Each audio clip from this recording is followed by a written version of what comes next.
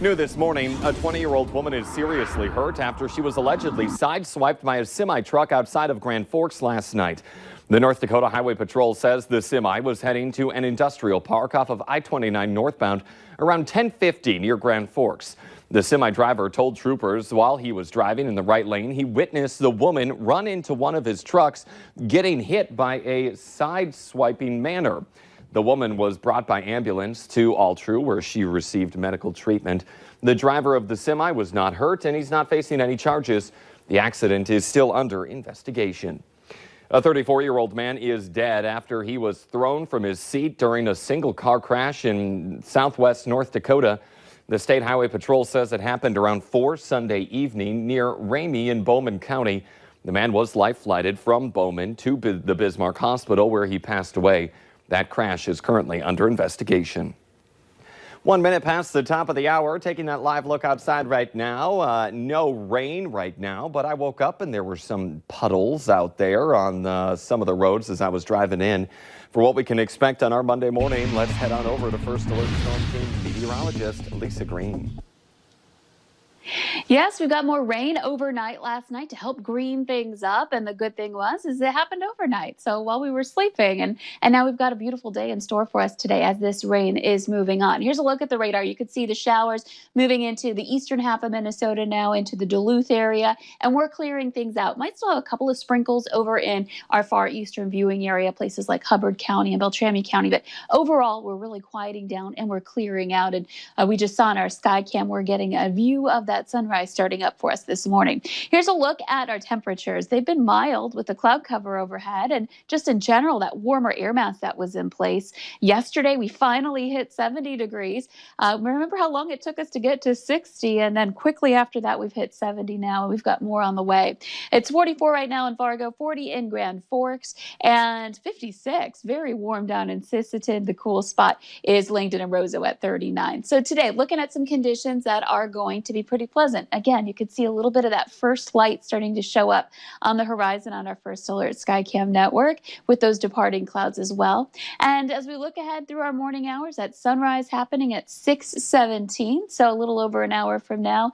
And we'll keep that sun around through the day. And there it is, that 70-degree temperature on the way for us for your afternoon hours. And then as we head into later on, this afternoon and evening, you could see more cloud cover starts to develop, and that's going to be bringing in our next chance for some rain. But the timing is really good. We'll see it yet again starting up tonight. So we're getting this window here on this Monday of some really great weather. We're going to talk about if we've got warmer weather ahead for the rest of the week coming up in just a few minutes. Liking the heat. Lisa, thank you very much this morning. A total of 1,013 people were tested for COVID-19 on Saturday at the Fargo Dome. Fargo Cass Public Health said the event's goal was to get essential workers, people experiencing COVID symptoms, or those who have came into contact with the virus to get free testing. Mayor Tim Mahoney says the test results will help determine the dynamics within the city and will help make decisions on how the city will move forward. April 30th, theoretically, we're going to open up bars and restaurants, and he's going to take this data and put it in a skill set, or put it in a setting and see what it means. What will change that, or will it give a different dynamic for our community? Fargo Cass Public Health says those tested should have the results sometime this week.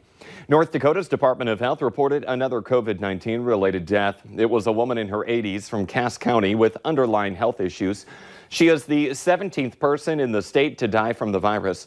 State health officials reported another 64 positive cases on Sunday, bringing the total to 867. 18 patients are currently in the hospital. There's no report on the total patients in the ICU, while 326 patients are being listed as recovered by the state. Minnesota health officials reported another 28 COVID-19 deaths on Sunday, including 2 people in Clay County. The state's death toll is now 272. The 2 Clay County people were reported being patients in their 80s and 90s. There are now 9 deaths related to coronavirus in that county. There were 156 new positive cases in the state reported on Sunday, which now brings the state's total to 3,602. Currently, there are 285 patients in the hospital with 115 in the ICU. 1,774 patients are listed as no longer needing isolation. Valley News Live has learned a second employee at the Doosan Bobcat plant in Gwinner has self-disclosed a presumptive case of COVID-19. And now the head of the union for the employee says he is calling for a total shutdown of the plant. According to the company, this past Friday, the plant underwent a thorough cleaning after learning of the first employee's presumptive positive case. The company says the second employee was last in the building 2 days before the cleaning, and because of this, the plant will remain open. Not letting any kid go hungry, that's become a part of the YMCA of Cass Clay's mission during this pandemic. And telling us more about the new program the Y has installed is the Valley Today's Abby Furchner. She joins us live with the details. Good morning, Abby. Good morning, Jordan. I'm joined this morning by Katie Anderson with the YMCA. And Katie, I think this is a really awesome program that you guys have going on right now. Can you tell us a little bit more about this program and how it works? Yep, so we have 8 sites around the Fargo-Moorhead area, and all the people have to do is come by and they have to just give us the name of the children that they're either picking up for, or the kids just give us their name and they can leave with bags of food and some milk. And is it all kids? Is it 18 and under? What is kind of that age limit? It's 18 and under. But obviously some parents don't want their kids out and about and going up and taking it. So the parents are actually allowed to come pick up for their kids as well. Typically we wouldn't allow that, but because of the whole COVID-19, parents are allowed to come and pick up for all of their kids. It could be 1 kid, 2 kids, 5 kids, anything like that. And why did the Y want to install this program during this time? Was it something that you've always thought about doing, or what kind of sparked this idea? Well, to be honest with you, this is something that we actually do year-round at a lot of those sites, is serve supper. But usually it's inside the school. It's not to go. The USDA and the state of North Dakota and Minnesota don't actually allow us to have to-go meals. So this is a great thing that's happening right now, is the fact that we can fill in the gaps, because Fargo and West Fargo schools are doing such an amazing job.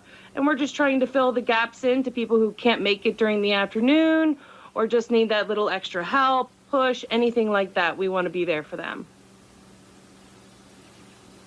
Well, I think it's so important that we are still continuing to provide those meals for kids, especially those families that are struggling during this time, providing that food and really do need it. So an awesome program the Y is putting on right now, but they have so much more to virtually that you can do to stay active and healthy, and we'll talk about that here in just a few minutes. All right, Abby Furchner reporting live this morning. Thank you very much.